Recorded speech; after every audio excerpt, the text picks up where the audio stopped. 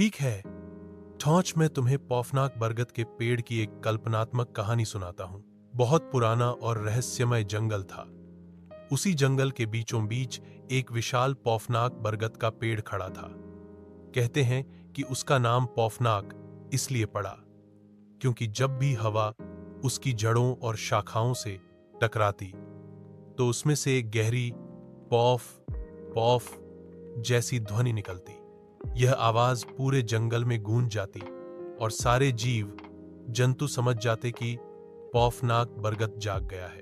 उस पेड़ की जड़ें जमीन के भीतर ही नहीं बल्कि धरती से ऊपर भी लंबी लंबी फैली हुई थी।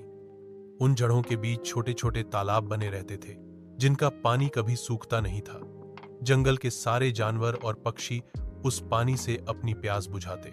किंवदंती थी कि पौफनाक बरगद में जंगल की यादें बसती हैं। जो भी जीव उसके पास बैठकर अपनी कहानी कहता, पेड़ उसे अपने भीतर सहेज लेता। और जब कोई नया यात्री वहां आता और पेड़ के तने से कान लगाकर सुनता तो पेड़ पुरानी कहानियां धीरे धीरे फुसफुसाता। एक दिन एक छोटा बच्चा उस जंगल में खो गया। डर के मारे वह रोने लगा। तभी पेड़ ने अपनी जड़ों को धीरे धीरे हिलाया और पत्तियों को सरसराया। पत्तियों की आवाज मानो किसी लोरी जैसी थी। बच्चा शांत हो गया।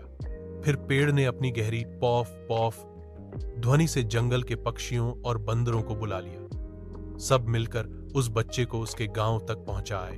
उसके बाद से गांव वाले पौफनाक बरगद को जंगल का रक्षक कहकर मानने लगे। वे मानते थे कि जब तक वह पेड़ खड़ा है जंगल और उसके जीव सुरक्षित रहेंगे। क्या चाहोगे कि मैं इस कहानी को और रहस्यमयी बनाकर इसमें कोई जादुई रहस्य भी जोड़ दूं?